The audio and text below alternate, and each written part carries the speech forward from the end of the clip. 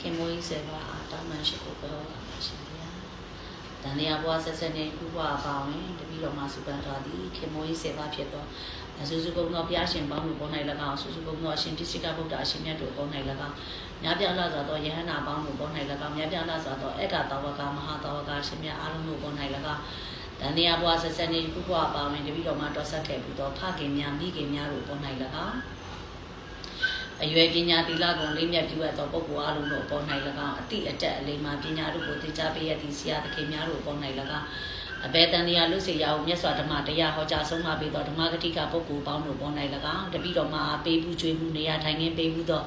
ကျေးဇူးပြုဘူးသောကျေးဇူးရှင်ပုဂ္ဂိုလ်ပေါင်းတို့ပေါ်၌၎င်းဤခေမွေးစေပါအပေါ်၌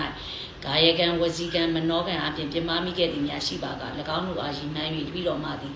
ရိုသေလေးမြတ်စွာဖြင့်ဝန်ခံပါ၏ဝင်ချပါ၏တောင်းပန်ပါ၏ကြော့ပါ၏ရှင်ဘုရားတပိတော်မှာအပြစ်မှခွင့်လွှတ်သီးခံနိုင်ကြပါ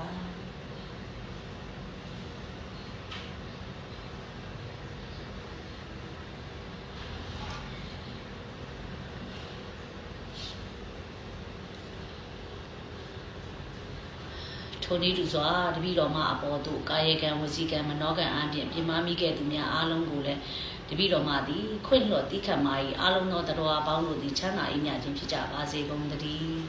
ခင်မွေးစေပါဤကဲ့သို့တောင်းပန်ရှဖို့ကြောရသောကောင်းမှုကံစေနာတို့ကြောင့်အလုံးစုံသောဘေးရောဂါအန္တရာယ်ပေါင်းမှကင်းဝေးပြီး